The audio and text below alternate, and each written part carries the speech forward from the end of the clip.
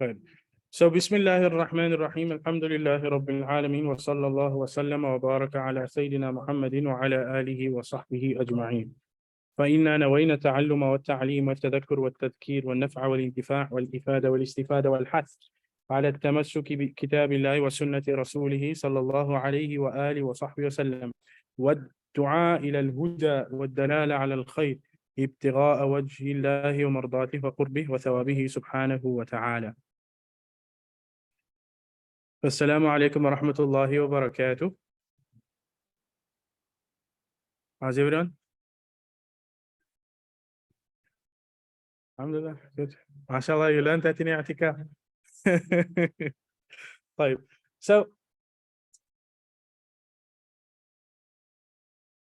by now you know that Nahwu, or Arabic grammar as such, deals with the changing of the last haraka of the Arabic word. Isn't it so? So we look at the last haraka of the Arabic word. And the last haraka of the Arabic word can change in many ways, but all of these changes will amount to one of three hals. Raf'un, nasbun, jar. Right? That's where Nahwu is concerned. Right?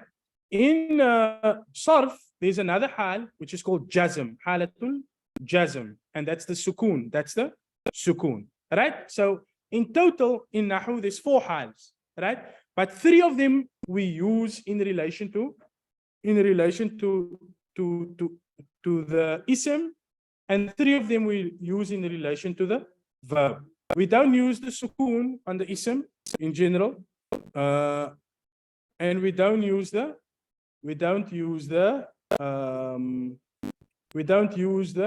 kasra, jar. We don't use halatul jar in the verb.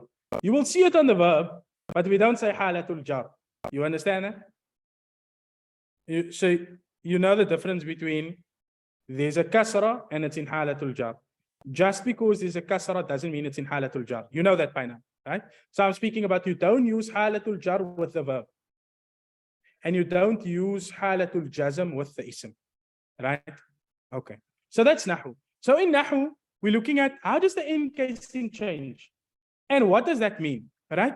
And so when you're studying it specifically here, you are looking at three things. You're looking at the marfu'at and the mamsubat and the majrurat.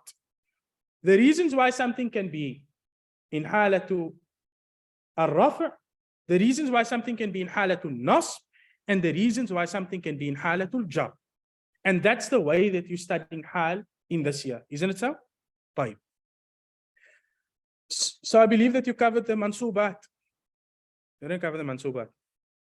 Okay. My belief is wrong. You know, you can get the wrong belief, but that's in Aqidah class. So we're doing the marfu'at. We're doing the marfu'at. The marfu'at means now, what are the different reasons why something can be in halatul rafa', right? And one of those reasons is mubtada, and another reason is the khabr. Another reason is the khabr. So by now you know what the mubtada is, right? What makes something a mubtada?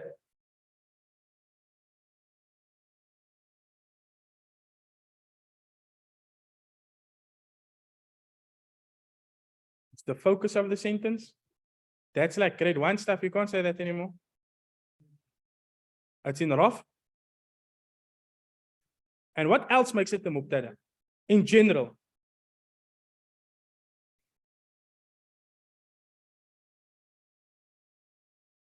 It's normally the first word. Normally. Right? So those are two like basic rules. How do you know you have a mubtada? It's at the beginning of the sentence and it's in halatul raf. It's at the beginning of the sentence and it's in halatul raf. Now, as you go through tafsir, you will see this rule being broken. But in general, this is the rule, right? And the rule will be broken for some literary reason to get across some point, right? Okay. Then, when you have the mubtada, the beginning of the sentence, the subject, the focus, then you want to say something about that focus, isn't it so? And what do you call that thing? What you want to say? The khabr. You call it the the Khabr. So you have the Mubtada and you have the Khabr, right?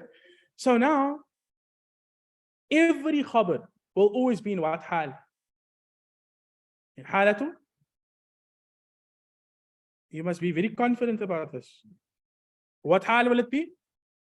Now you have to shout. Say the Khabr is in halatu rafa.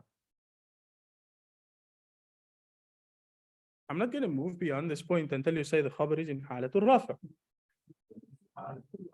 What hal is the Khabr? The Khabr is in halatu rafa. طيب. If that is understood, then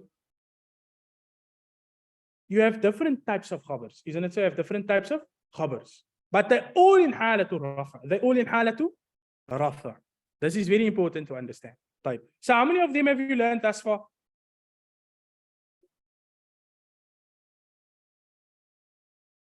You've learned all 5? Allahu Akbar Kabira. And yeah, I'm telling you the Khabr is in Halatul Raf. طيب. So the easiest one is that the Khabr can just be a word. The Khabr can just be a word. Right? For example, let's take the word Ar-Rajulu. Yeah, they have for us a sentence. Ar-Rajulu Tawilun. Ar-Rajulu Tawilun. How do you translate that? Okay. Ar-Rajulu Kabirun. Ar-Rajulu Saghirun. Ar-Rajulu Karimun. Noble or generous. Ar-Rajulu Salihun. Ar-Rajulu Alimun. Alimun is knowledgeable. Ar-Rajulu Jahilun. The man is ignorant. Okay. Right? So that's the most simple, that's the most simple type of Khabr that you will find. Right? That's the most simple type of Khabr that you will find. Then you have a Khabr. The other Khabrs will all be compounds. Let's call them compounds or sentences. Right? Compounds or sentences. So how do you understand that? You understand that the whole compound, to be the Khabr. Whether it's a sentence or it's a phrase or that whole thing is the Khabr. That whole thing is the Khabr. Right? So he has one here. Ar-Rajulu fil bayti. Ar-Rajulu fil bayti. What does it mean? Okay, where's the Mubtada? Where's the Mubtada? Ar-Rajulu. How do you know? Because it's the first word and it's in Raf. Excellent. Fil bayti. What is that? It's a Khabr. So what hal will it be? Raf. Okay. That's a lie, right? But believe it for now. I'm very serious. It's a lie, but it's a lie that we need. We need this lie. You know that there's some lies you need, like you're the most beautiful woman in the world. You need that one, right? It's never true, but it's true for the situation. Isn't it so? It's the lie that you need. And it's a very mature lie. And we all love it. Even if you tell it to a man, the most handsome man, well, yes, sir. I know, shukran. It's the lie that you need. Yep. So we need this lie for Nahwu. Why? I'm sure that Mizan will take you on some deeper journey. And so I'm just telling you, like from the offset, we take it as it being in halatu raf, right? But there's a secret behind it, inshallah, that maybe one day you will learn. So then I like this, you have a mudaf mudafun ilay, you have a mudaf mudafun ilay. And that includes dharf, right? Like dharf. You know what dharf means? You didn't learn dharf? The word is written here on the page. I thought you learned this. Adverb. What's dharf? Adverb. So you can get dharf zaman. What's dharf zaman? Time. An adverb of time. Dharf zaman. Time. Dharf makan. Place.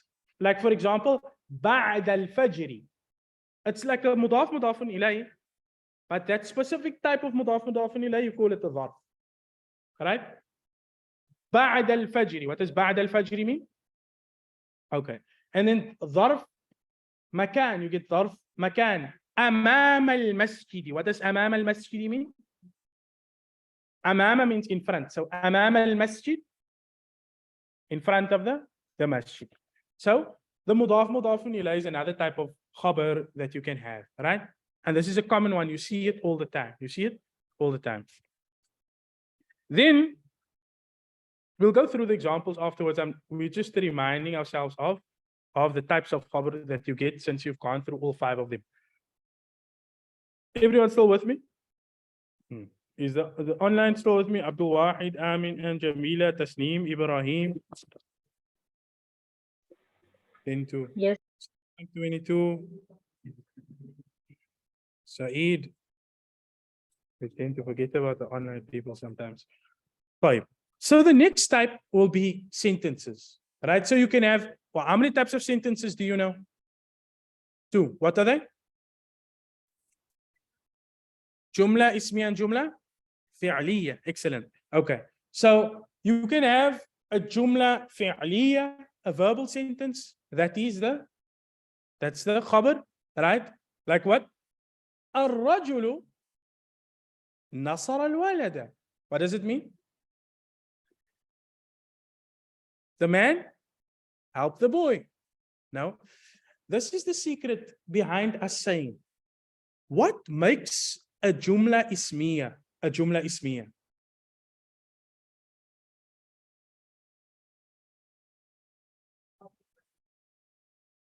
It starts with a noun. Because if I say, نصر الولد الرجل, what type of sentence is it? It's a fi'liya. And the word rajul now is no longer the mubtada, but it's the what? The fa'il. It's the what? The fa'il. You understand that? So what makes the jumla fi'liya a jumla fi'liya? It starts with a verb. And what makes the jumla ismiya a jumla ismiya? It starts with an ism, a noun. Is everyone with me on that? I didn't confuse you? Okay. Right, so that's very important. So we've been saying it since first year, that what? A jumla ismiya starts with a verb, with a noun. And a jumla fi'liya starts with a verb. And we mean that very literally, right? Because you can see in this sentence you have ar-rajulu nasar al-walad. But we're speaking about a mubtada and a khabr. But we take that same sentence and we say nasar al-walada ar-rajulu. Then it becomes a jumla fi'liya, right? And there's a reason why, as you will study in tafsir, there's a reason why sometimes you use a jumla ismiya and sometimes you use a jumla fi'liya, but you have the exact same words. Who can give me a reason? Why might I say, this is a side point, but it benefits you because you study tafsir as well. Why might you say ar-rajulu nasar al-walada instead of nasar al-walada ar-rajulu? No. Give me a full answer. Somebody put up their hand and venture an intelligible answer. Not like to sound intelligent, but put some words together. Anyone? Bismillah.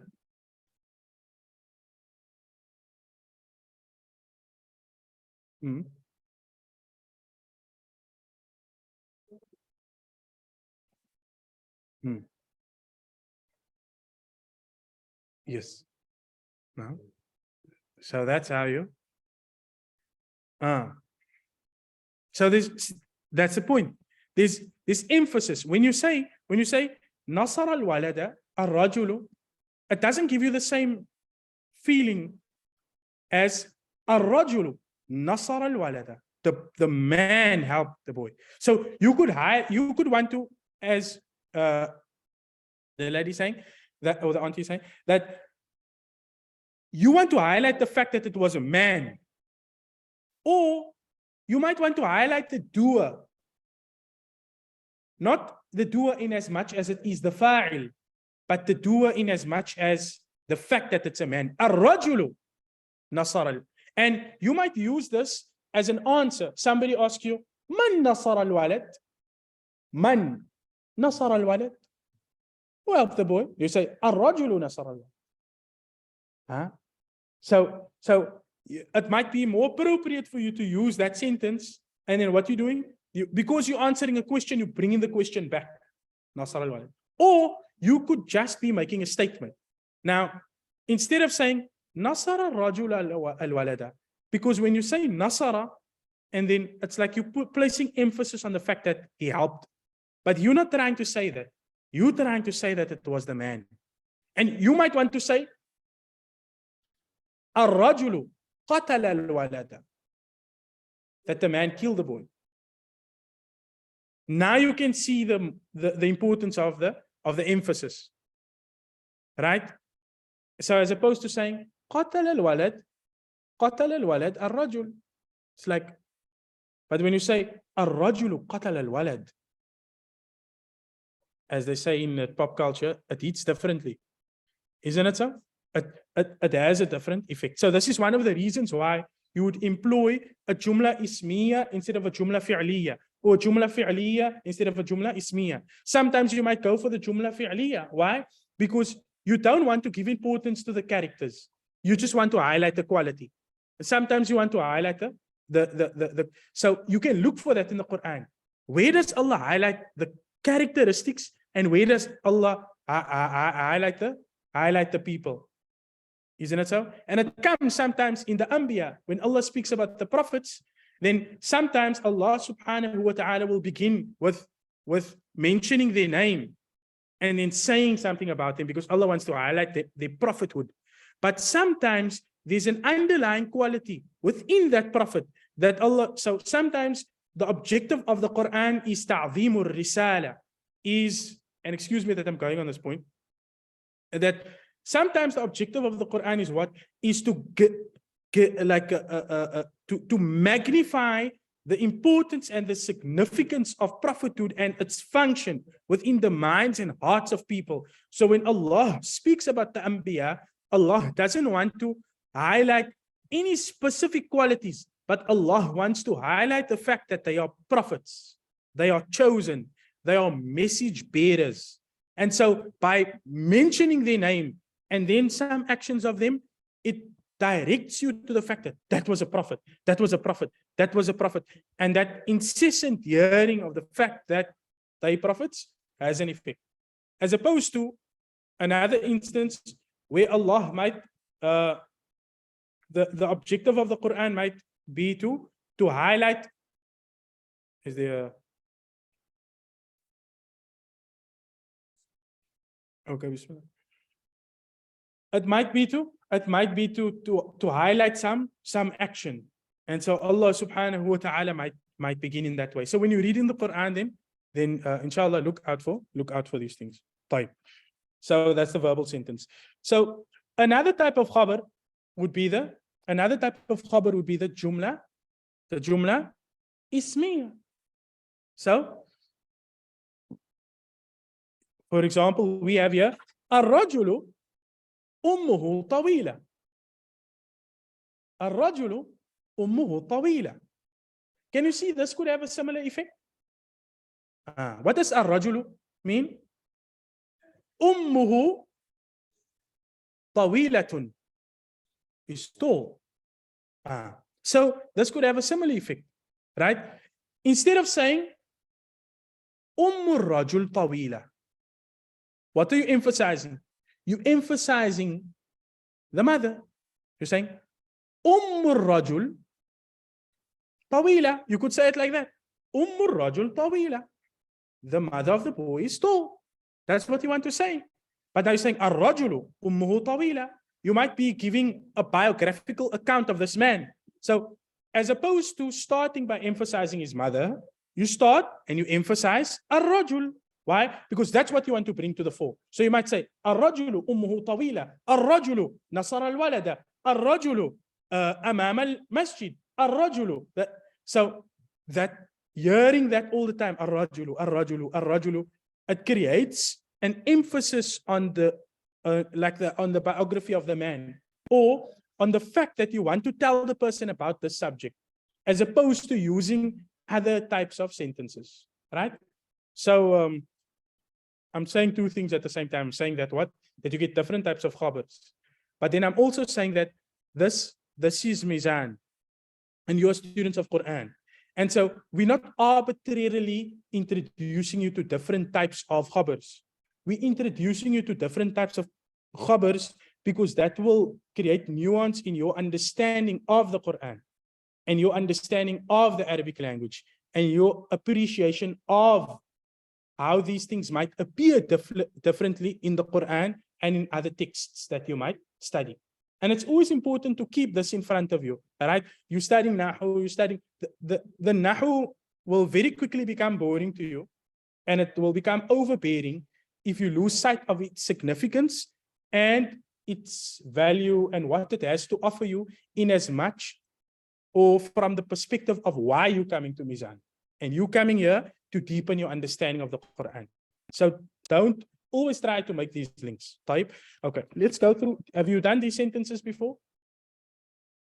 You done these sentences before? What's homework? Everyone finished them? Some people finished them. They call it Fard Kifaya. Is there Fard Kifaya? Okay. Type. If there's Fard Kifaya, then we can work through some examples, right? So we'll work through some examples, and then we'll like re-give it as homework. You can take it as homework again, right? And then next week we'll go on to a new concept, and we'll take this as the revision class. طيب? Okay. وقودها. What does wuqud mean? Oh, sorry. I'll ask one person to translate it, and we'll discuss like what type of what we have. Okay. وقودها الناس والحجارة. We'll take the translation of this. Anyone who did it?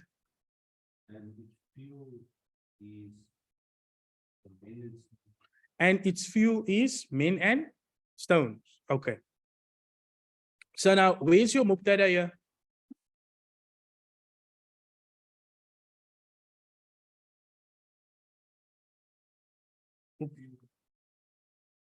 Give me the Arabic word.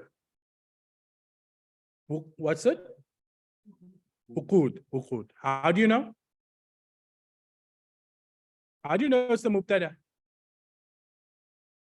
Was it at the beginning of the sentence? And it's in the raf. Excellent. Uquduha. Where's the khabr? An-nasu. Right? So what do you call hijara? Is it also khabr? It can be khabr thani, right? It can be a second khabr, because you can say more than one thing about the same thing. So what type of khabr do you have here? What type of khabr do you have here? That's one word. That's one word. طيب. Okay, that's easy. وهو بكل شيء عليم. وهو بكل شيء عليم. Okay. Who will translate this for us? Someone from the ladies? Excellent. And he is all knowing of everything. Okay. That wow there, that wow, sometimes you can take it as istiqnaf. Istiqnaf, you know wow istiqnaf? The wow of istiqnaf is the Arabic capital letter. What's the purpose of a capital letter? You start a sentence with a capital letter. There's no capital letters in the Arabic language. So sometimes you might have a wow, and that wow is not actually and. That wow is just there to separate one idea from the other. And it's called wow al-istiqnaf. Istiqnaf. The wow of beginning. It's the wow that creates the meaning of a capital letter. Right? I'm not saying that's the case, but you could take it as that. Why? Because we've isolated this verse. So where's the khabar now? I mean, where's the mubtada? The word huwa. Excellent. Where's the khabar?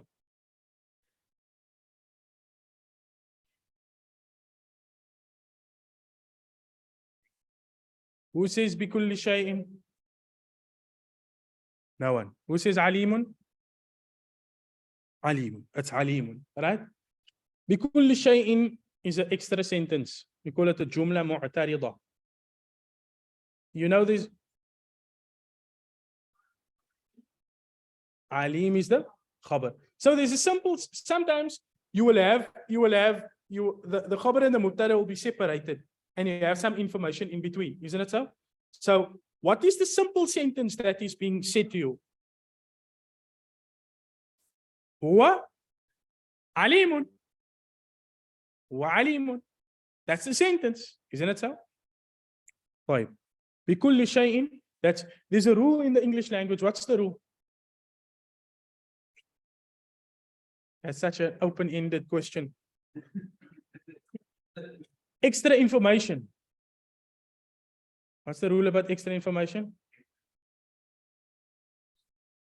Somebody said it. Parenthesis. Extra information in parenthesis. Isn't it so? So how will you punctuate the sentence? With a comma, right? You say, why am I saying that? I'm saying that because you call this a jumla mu'tarida. You call it a parenthetical clause. That's what you literally call it in Arabic. So you say, huwa, he, comma, regarding everything, comma, is all-knowing. So that tells you that the sentence is, he is all-knowing. That's a main clause. And then you have, in the middle of that, you have a parenthetical clause. You have a sub-clause. You understand that? Does everyone understand that language, or must I forsake it? Tell me now at the beginning of the classes, and then I will leave the English language and its technicalities. You understand that? Okay. طيب. تلك آيات الكتاب المبين. We'll translate this verse for us. Someone from the online? Siddiqa, Hendricks, Abdul Wahid, Amin. Well, inshallah. Those are the clear verses of the book. Those are the clear verses of the book? Not quite. Oh, those are the verses of the book. Those are the verses of the book, Al-Mubin.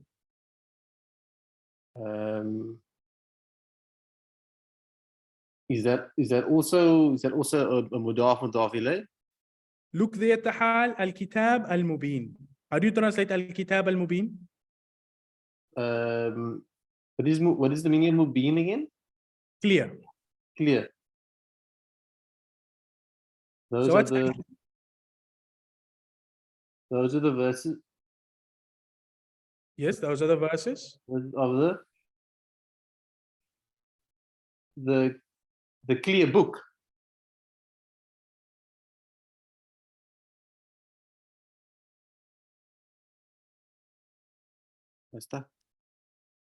Are you still with us? I broke up there. Those are the verses of the clear book.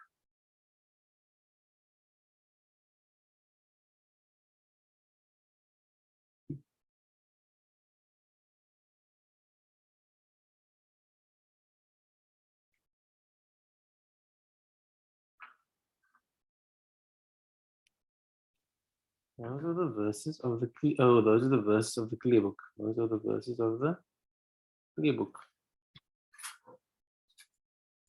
But now I lost connection. Isn't it these verses of the book of clear? Or is that the same thing?